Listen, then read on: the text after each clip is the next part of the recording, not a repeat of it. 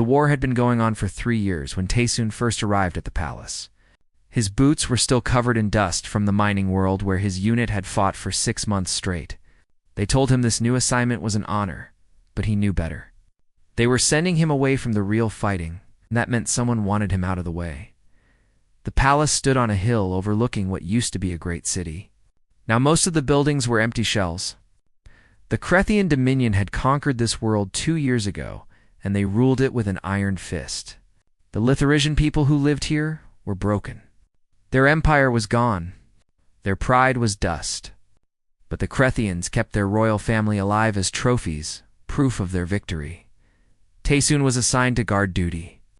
His job was simple: watch the royal family and make sure they did not escape or cause trouble. It was boring work, the kind of assignment soldiers hated. But after 6 months of combat, Bourne sounded good to him. The royal family lived in the east wing of the palace. There were 5 of them left. The old emperor, 3 daughters and 1 son. Taesong met them on his first day. They were tall and thin, with skin that glowed faintly in the dark. The Lithuanian people were known for their bioluminescence. It was beautiful and strange, like watching stars move under skin. The emperor barely spoke. He sat in his chair and stared at nothing. The son was angry all the time, pacing and muttering about revenge.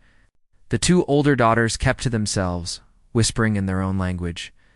But the youngest daughter was different. Her name was Ji-won. She was quiet and spent most of her time in the gardens. Taesoon noticed her on his second day.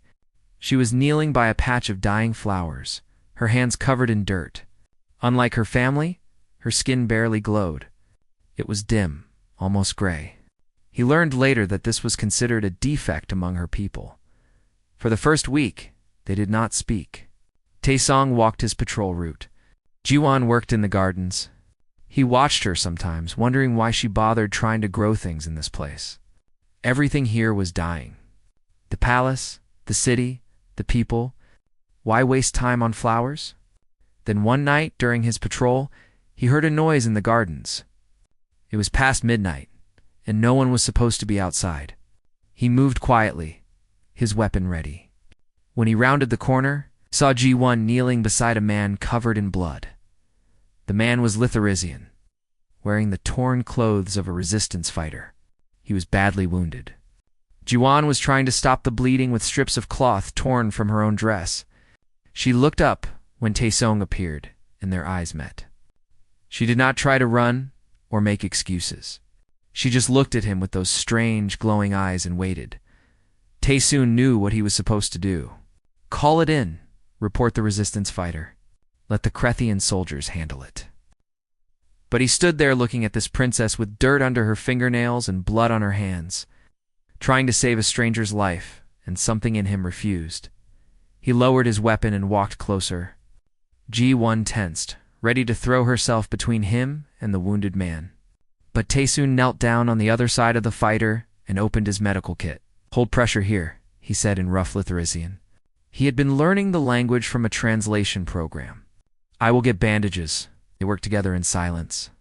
The wounded man was unconscious. That was good. It meant he could not give them away if he woke up and panicked. When they finished, Taesong helped Ji-won move the man to a hidden alcove in the garden wall. There was a small gap there, big enough for a person to squeeze through. The resistance must have used it before. He can escape when he wakes, Taesoon said. But you should not do this again. Next time, another guard might find you. Ji-won studied his face. Why did you help? Taesoon did not have a good answer. He just shrugged. Go back inside. I will report that I found nothing on my patrol. But someone had seen them. Another guard, a human named Dongmin, had been watching from a window. He reported what he saw to their commanding officer. The next morning, Taesoon was called in and questioned.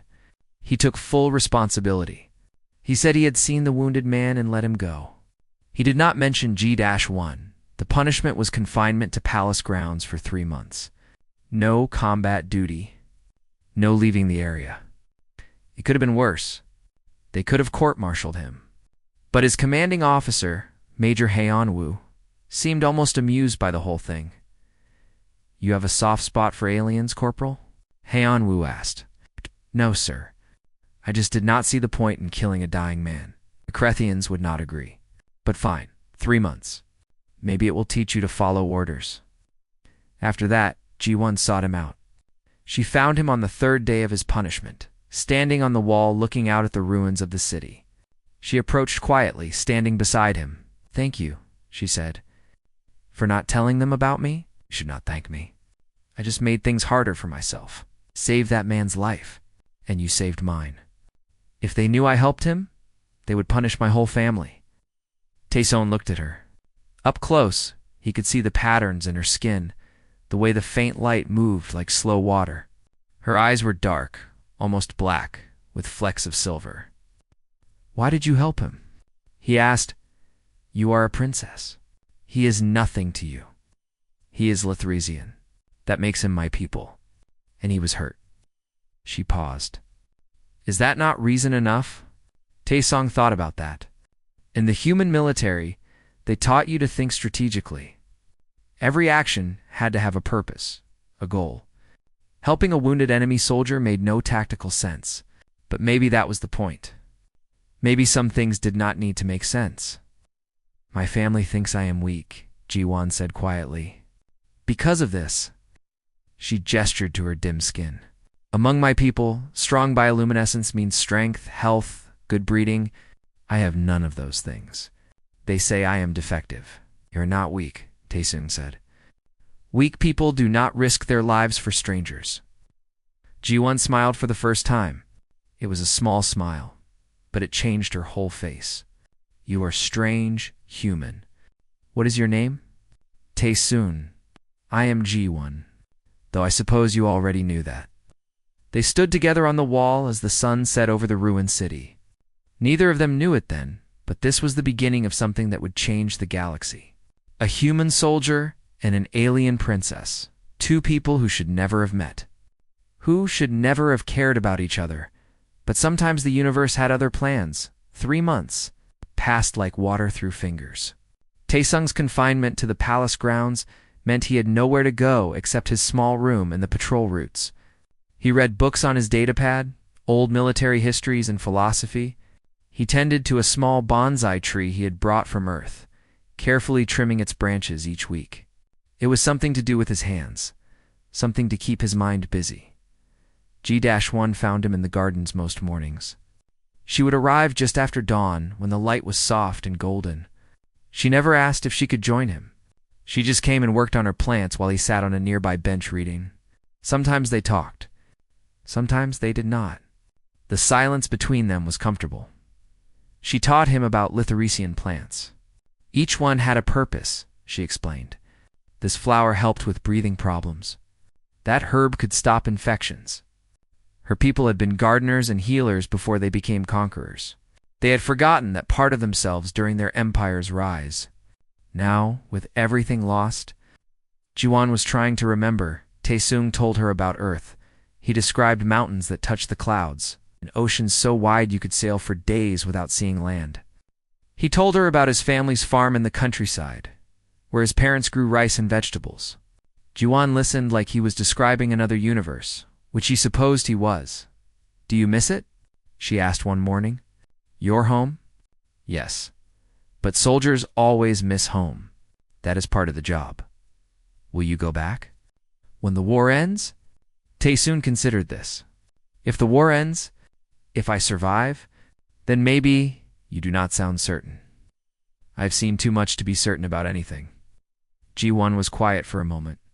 Then she said, my people thought humans were savages when you first came to our part of space. We thought you were violent and crude. We did not understand you. Some humans are violent and crude, Taesun admitted. We are not perfect. But you are also stubborn. You do not give up, even when everything says you should. She looked at him. That is not savage. That is hope. No one had ever described human stubbornness as hope before. Taesong turned the idea over in his mind. Maybe she was right. Maybe the reason humans kept fighting impossible battles was because they believed things could get better, even when all the evidence said otherwise. The other guards noticed them spending time together. Dongmin, the guard who had reported Taesoon before, made jokes about it. He said Taesong had gone soft, that he was in love with an alien. Taesoon ignored him. He had learned long ago that some people talk just to hear their own voices, but Major Hyenwoo noticed too. He called Taesong to his office one afternoon.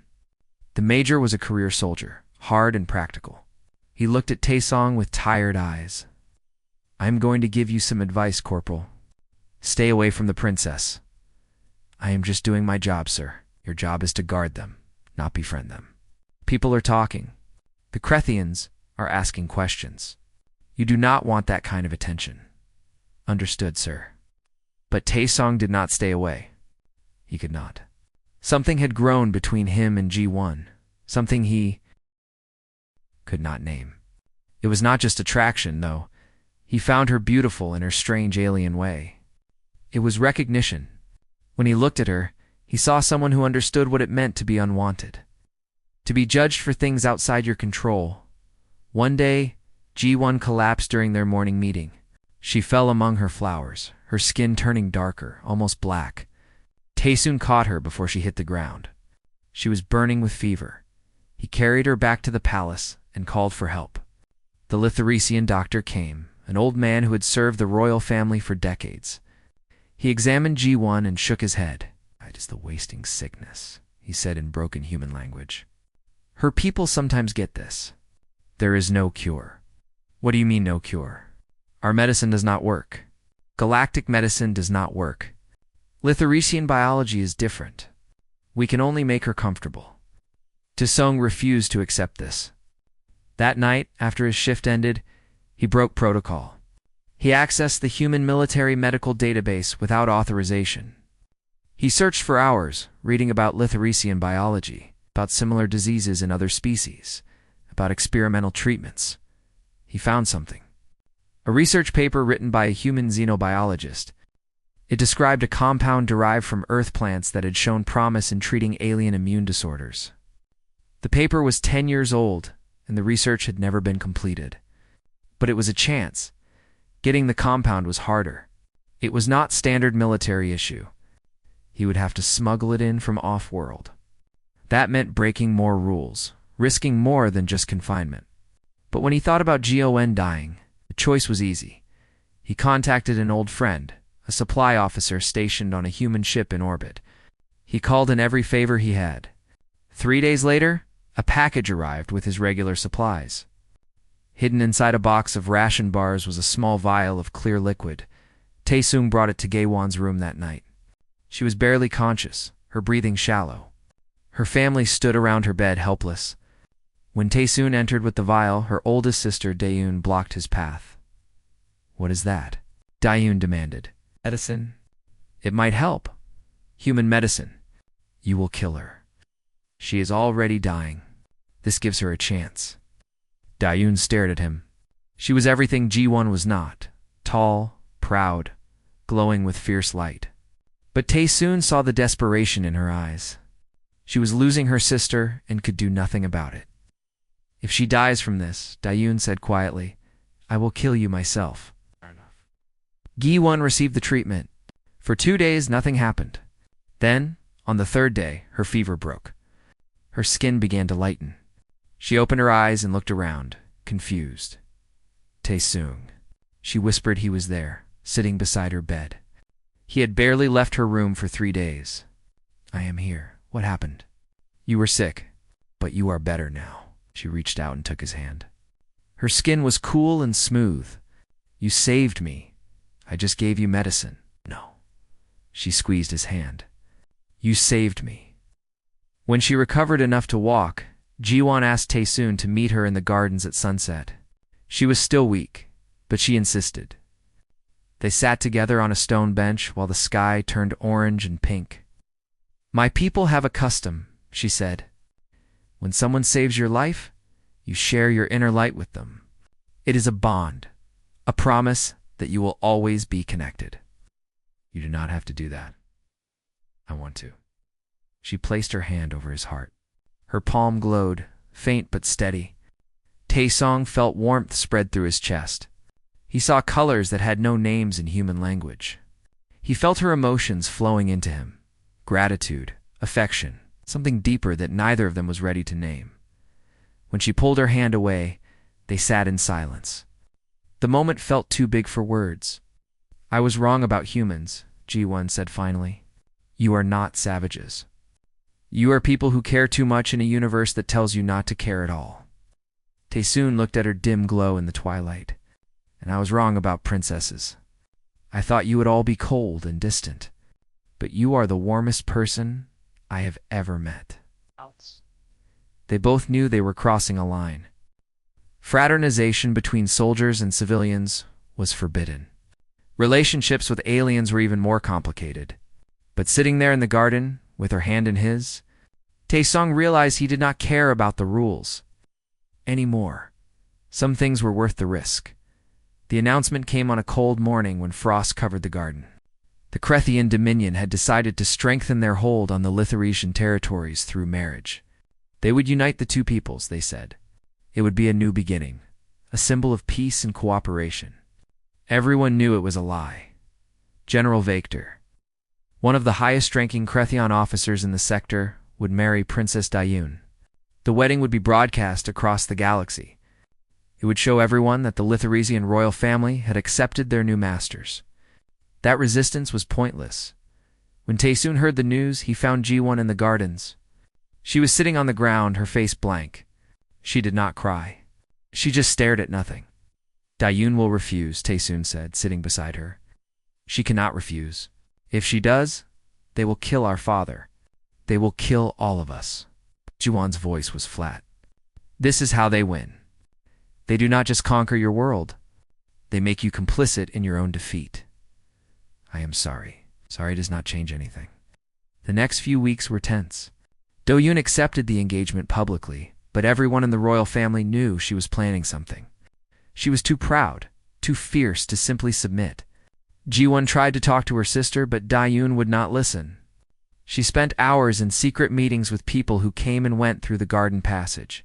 One night, Ji-won found a hidden message in Da-yoon's room. It detailed a plan. During the wedding ceremony, when all the Krethian leadership would be gathered in one place, resistance fighters would attack. They would kill General Vector and as many Krethian officers as possible. It would spark a rebellion across the planet. It was also suicide. The Krethians would retaliate by massacring every Lithuanian they could find, starting with the royal family. But Da-yoon did not care. She was willing to die if it meant striking back at the conquerors. Ji-won brought the message to Taesung. Her hand shook as she showed it to him. "What do I do? If I tell the Krethians, they will torture Da-yoon for information. They will kill the resistance fighters, but if I say nothing, everyone in my family will die." Taesung read the message carefully. He understood military tactics. This plan was desperate and poorly thought out. Even if the assassination succeeded, the rebellion would fail. The Krethians had too many ships, too many soldiers. It would just give them an excuse to wipe out the Lithuanian people completely. "I have to report this," he said. "I know, but I will not report it to the Krethians. I will report it to Major Hyenwoo. Maybe there's another way." Ji-won looked at him with those dark, silver-flecked eyes. "Why do you keep helping me? You could get in serious trouble. You could be executed for hiding this information, because I cannot watch you lose everything." The words came out before he could stop them. "Because when I am with you, I feel like I am fighting for something that matters." She touched his face gently. "You are a fool, Taesung, probably." He went to Major Hyenwoo that night. The major listened to everything without interrupting. When Taesoon finished, Hyenwoo sat back in his chair and rubbed his eyes. "You realize what you are asking me to do? You want humanity to interfere in Krethian politics? You want us to risk our alliance with the Dominion? For what? A failed alien empire? For what is right, sir?" "Right," Hyenwoo laughed bitterly. "You sound like a recruit fresh out of training. The real world does not work on right and wrong, Corporal. It works on power and survival." "Then why did we join this war, sir?" "We told the galaxy that humanity stands for freedom. We said, we fight against tyranny." Were those just words? Hyenwoo was quiet for a long time. Finally, he said, I will take this to command, but I cannot promise anything. Politics is complicated, I understand, sir. And Corporal, stay away from that princess. You are in deep enough already. But Taesoon could not stay away. The wedding was only 2 weeks away. He and Ji-won spent every free moment together, knowing their time was running out. They talked about everything and nothing. She told him about her childhood, about learning to hide her dim glow because it embarrassed her family. He told her about his first combat mission, about the nightmares that still woke him up some nights. One evening, they sat in the gardens under the stars. Ji-won pointed out the constellations of her people. They had different names than human constellations, different stories. But the stars were the same. If you could choose freely, she asked, without duty or politics or war, what would you do? Taesoon thought about it. I would go back to Earth, to my family's farm. I would grow things instead of destroying them, and he hesitated, and I would ask you to come with me. Ji-won's glow brightened slightly the first time he had seen it do that. No one has ever asked me to go anywhere. I have always been the one who stays behind. The forgotten daughter, or not forgotten. Not to me. She leaned against him, and they sat in silence. Two people from different worlds, facing an impossible situation. Taesong knew he was breaking every rule, crossing every boundary. His commanding officers would be furious. His fellow soldiers thought he was crazy. But sitting there with Ji-won, feeling her warmth against him, he knew he had already made his choice. The next day, Major Hyun-woo called him back to his office. The major looked exhausted. I spoke to command. They are considering your evidence about Krethian war crimes. But their decision is this. Humanity will withdraw from Litharesian space after the wedding. We will not stop the ceremony. We will not interfere. But we will not be complicit anymore either. That is not enough, sir. It is all they will give you, Corporal. Take it or leave it, and the royal family. What happens to them? That is not our problem. Taesong felt anger rising in his chest. So we just abandon them? After everything? We are soldiers, not saviors. We cannot save everyone. Maybe not. But we can save someone. Hyun-woo studied him carefully. You are planning something. I can see it on your face. Whatever it is, do not do it. That is an order, understood, sir. Taesoon was already planning. He had 2 weeks to figure out how to stop an assassination, prevent a massacre, and protect the woman he had come to love. It was impossible. But humans specialized in impossible things. He told Ji-won about the command decision that night. She took the news calmly. So humanity will leave us to our fate? Not all of humanity, Taesoon said. I am not leaving. You will be court-martialed. I do not care. Ji-won grabbed his arms. You should care. You have a life waiting for you on Earth. Family. A future. Why would you throw that away? Because you are my future now. She stared at him. You barely know me. I know enough. I know you risk your life for strangers. I know you see beauty in dying gardens. I know you make me want to be better than I am. He pulled her close. I know that choosing you is the easiest decision I have ever made. Ji-won buried her face in his chest. We are going to die, are we not? Maybe, but at least we will die fighting for something real. Outside, the galaxy turned. The wedding day approached, and to people who should never have mattered, prepared to change everything. The wedding day arrived with perfect weather. The sky was clear and blue. Birds sang in the gardens. It felt wrong, Taesong thought, for such a terrible day to be so beautiful. The palace had been transformed. Krethian banners hung from every wall. Hundreds of guests filled the great hall. Krethian officers, human military observers, diplomats from a dozen neutral worlds. They all came to witness the symbol of Litharesian submission. Taesoon stood in his dress uniform near the back of the hall. He was off duty, technically not supposed to be there, but no one had stopped him at the door. Around him, other human soldiers stood in small groups. Most of them were uncomfortable. They knew what this wedding really meant. But orders were orders. Princess Dayun stood at the front of the hall in traditional Litharesian wedding robes. They were white and flowing, covered in symbols that glowed with soft light. She looked beautiful and cold, like a statue carved from ice. General Victor stood beside her, massive and armored. The Cretheon general looked pleased with himself. Giwan sat with her family in the front row.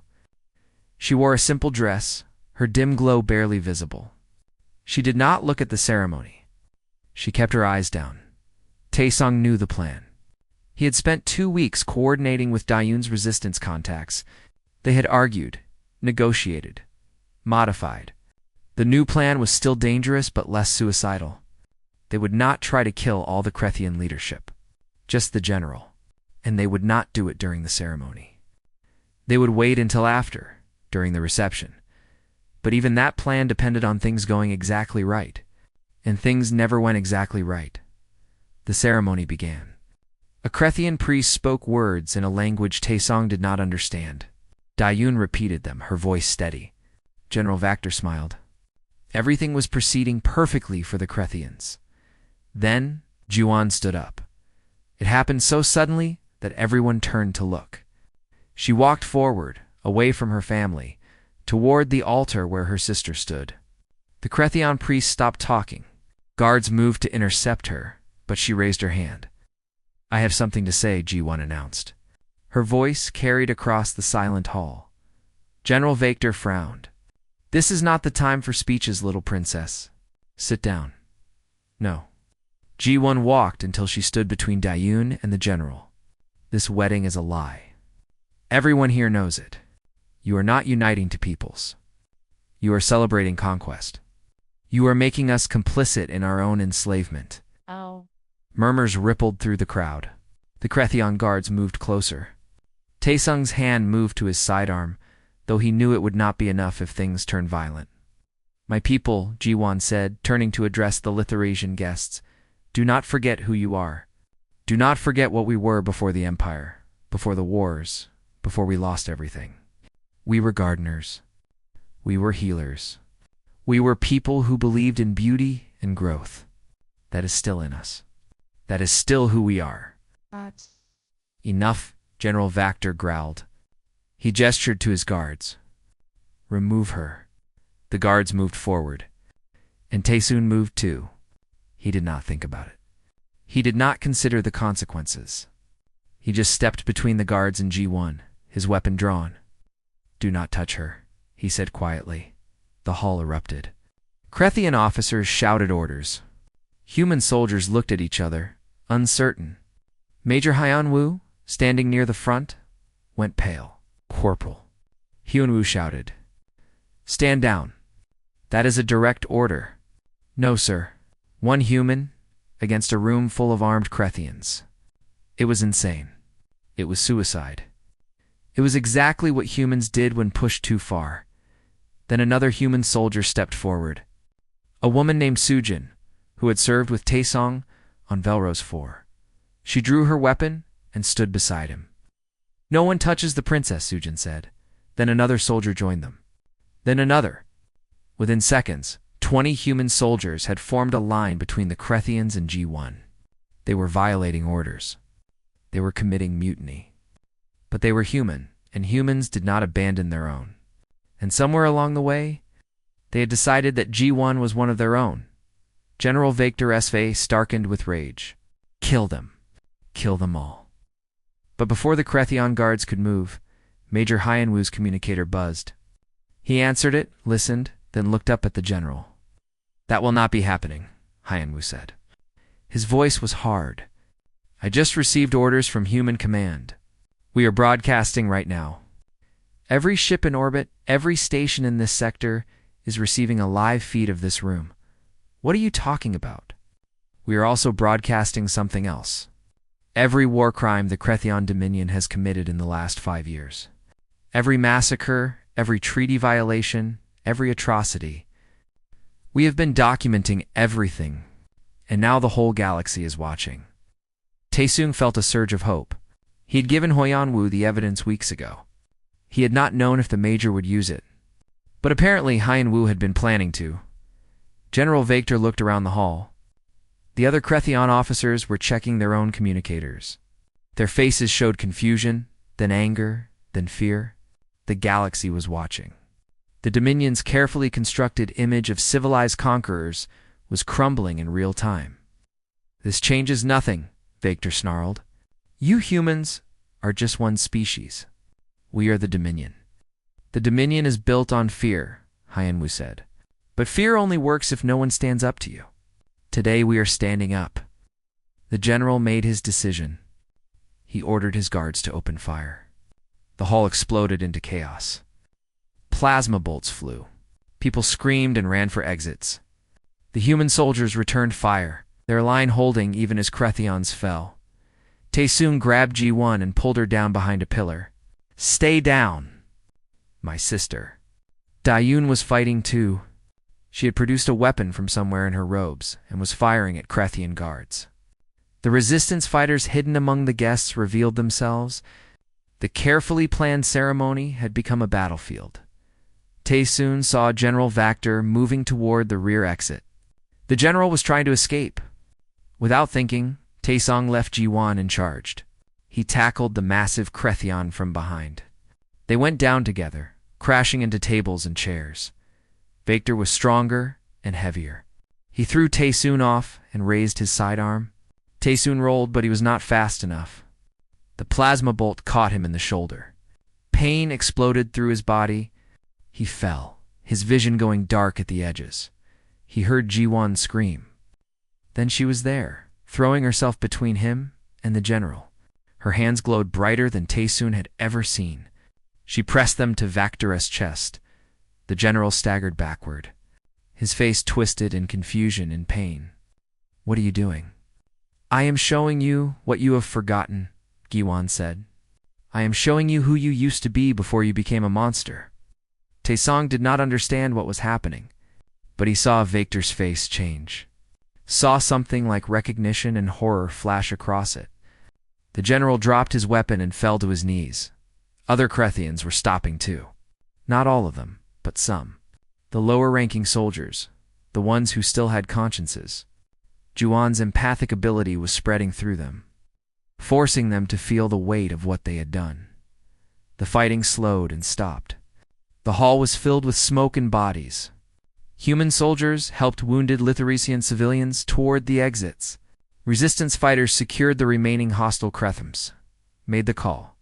Human ships in orbit began evacuating Litharesian civilians. Thousands of them, packed into cargo bays and medical wings. It was not enough. They could not save everyone, but they saved who they could. Taesong lay on the floor, his shoulder bleeding. Ji-won knelt beside him, her hands pressed to his wound. She was crying. "You are so stupid," she sobbed. "Why did you do that?" "Because I love you," Taesoon said. The words came easily now. "And I would rather die fighting for you than live without you." Medical teams arrived. They stabilized Taesoon and moved him to a transport. As they carried him out, he saw the palace one last time.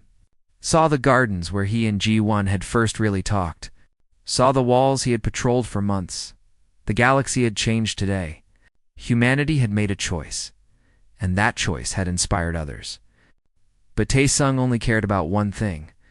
Ji-won was alive and coming with him. Everything else would work itself out.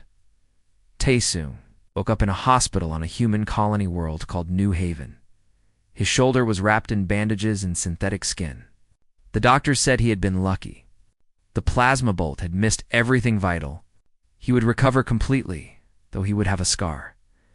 Ji-won was there when he opened his eyes. She sat beside his bed, holding his hand. Her glow was soft in the dim hospital light. When she saw he was awake, she smiled. "You scared me," she said. "Sorry. How long was I out?" 3 days. "The doctors kept you sedated while your shoulder healed." She squeezed his hand. "Dayun wanted me to tell you thank you." She escaped with the resistance. They are regrouping on a moon in the outer system. "And your father?" Ji-won's smile faded. "He died during the evacuation. His heart gave out. He was old and tired. I think he was ready to go." "I am sorry." "Do not be. He lived long enough to see his people fight back." That is more than he hoped for. Over the next few weeks, Tae-soon learned what had happened after the wedding. The broadcast had done exactly what Major Hyun-woo hoped. Other species, emboldened by humanity's stand, began questioning Krethian authority. Some refused to pay tribute. Others harbored resistance fighters. The Dominion, which had seemed unbreakable, started to crack. But there were consequences. The human military was furious. Tae-soon and the other soldiers who had joined him faced courts-martial for mutiny. They could be dishonorably discharged, imprisoned, or worse. But the trials became public spectacles. People across human space called them heroes. Protesters gathered outside military headquarters demanding pardons. In the end, the military made a compromise. Tae-soon and the others were stripped of their ranks and discharged, not honorably, but not dishonorably either. They would lose their military benefits, but avoid prison. It was the best outcome they could hope for. Tae-sung did not care about the rank. He had never wanted to be a soldier anyway. He had joined because humanity needed fighters, and he was good at it. But now the fight was over for him. The Lithuanian royal family was given asylum on New Haven. Most of the survivors, about 40,000 people, settled in a valley near the human colony. They built small towns and started farms. They grew their traditional crops and built their traditional homes. It was not their lost empire, but it was a beginning. Dayun became the leader of the Lithuanian people in exile. She was fierce and capable, everything a leader should be. She worked with human authorities to establish trade agreements and cultural exchanges. Slowly, Lithuanian refugees scattered across human space began to thrive. But Ji-won chose a different path. When the royal family held a council to decide their future, she stood and announced she was renouncing her title. She would not be a princess anymore. She would just be G-1. Her family tried to argue. Even Dayun, who understood sacrifice, thought it was too much, but Ji-won was firm. I spent my whole life being judged as inadequate royalty, she said. I do not want to be royal anymore. I want to be free. Tae-soon was there when she made her announcement. Afterward, she found him outside the council hall. You do not have to do this, he said. You do not have to give up everything for me. I am not giving up anything. I am choosing what I want for the first time in my life. And what do you want? She took his hands. I want to grow things. I want to learn about Earth. I want to wake up every morning and see mountains and oceans. And I want to do it with you. They left New Haven a month later. Tae-soon took Ji-won to Earth, to his family's farm in the mountains. His parents were old and traditional, but they welcomed Ji-won with open arms. They did not care that she was alien. They cared that their son loved her, and that was enough. The farm was small. It's just a few acres of rice paddies and vegetable gardens. It was hard work, the kind that left your back sore and your hands calloused. But it was honest work. Tae-soon taught Ji-won how to plant rice, how to harvest vegetables, how to tend the old bonsai trees his grandfather had planted decades ago. Ji-won transformed the farm. She introduced Lithuanian plants, creating hybrid gardens that mixed earth and alien species. Her gardens became famous. People came from across the region to see the glowing flowers that bloomed at night. They married in the 5th year. It was a small ceremony with just family and a few friends. Soo-jin came, and some of the other soldiers who had stood with them that day. Major Hyun-woo sent a gift, though he did not attend. The gift was Tae-sung's old bonsai tree, which the major had kept safe all these years. Ji-won wore a simple white dress. No royal robes, no ceremony broadcast across the galaxy. Just two people making promises to each other under an Earth sunset. Tae-soon's mother cried. His father smiled. And Ji-won glowed brighter than Tae-soon had ever seen, her bioluminescence mixing with the orange sky. Years passed. The galaxy continued its conflicts. The Krethian Dominion fractured into smaller states. The Lithuanian resistance won small victories. Humanity became a major power, respected and sometimes feared for their stubbornness and their willingness to fight. Impossible battles, but on a small farm in Earth's mountains, Tae-sung and Ji-won lived quietly. They grew their crops. They tended their gardens. They raised chickens and bees. It was the life Taesoon had dreamed of during all those years as a soldier. Sometimes reporters came asking for interviews. They wanted to hear about the wedding, about the stand that changed the galaxy. Taesoon always refused. GH1 would smile and tell them that they were just farmers now. The past was the past. But late at night, lying in bed with Ji-won's glow soft against his chest, Taesong would think about that day in the palace hall. He thought about the choice he made, the rules he broke, the life he walked away from. He never regretted it. Not once. On their 10th anniversary, Ji-won took Taesoon to the hilltop above their farm. They sat together watching the sunset. The valley below was dotted with lights from other Litharesian farms. The integration had worked. Humans and Litharesian lived side by side now, trading goods and knowledge. Do you ever miss it? Ji-won asked. The military. The adventure? Taesong considered this. Sometimes I miss the purpose, knowing exactly what I was fighting for. But then I look at what we have built here and I realize this is what I was always fighting for. This peace. This life. Gi-won's glow pulsed gently. My people have a saying. The smallest star burns longest. I used to think it meant I was lesser than my siblings. But now I understand. It means that quiet lights endure. You are not quiet to me. You are the brightest thing in my life. She laughed and leaned against him. You are still a fool, Taesong. Probably. They sat together as the Earth's sunset painted the sky in colors Ji-won had learned to love. Orange and pink and deep purple. Different from the sunsets of her lost homeworld, but beautiful in their own way. Everything was different now, but different was not bad. Below them in the galaxy beyond, the wars continued. Species fought and died and made alliances. The great game of politics and power went on, but it went on without them. They had played their part. They had made their stand. They had chosen love over duty, peace over glory, and in doing so they had won something more valuable than any empire. They had won each other. Taesoon thought about the boy he had been, the soldier who followed orders without question. He thought about the first time he saw Ji-won in the gardens, covered in dirt, trying to save dying flowers. He thought about every choice that led him here, to this moment, to this hilltop, to this woman.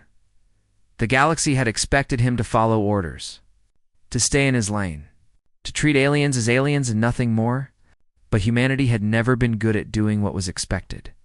They were stubborn. They were unpredictable. They were willing to risk everything for what they believed was right. And sometimes, just sometimes, that stubbornness changed the universe. Taesoon took Ji-won's hand. Her skin was cool and smooth, the bioluminescence patterns moving slowly like water under moonlight. She turned to look at him, those dark eyes with silver flecks catching the last light of day. I love you, he said. Simple words, but true. I know, she replied. I have always known. So they stayed on the hilltop until the stars came out. Earth, stars, and alien stars all shining together in the darkness. And two people who had defied all expectations sat together in the quiet. Grateful for the ordinary miracle of choosing love in a galaxy that tried to choose for them. The war was over. The battles were done.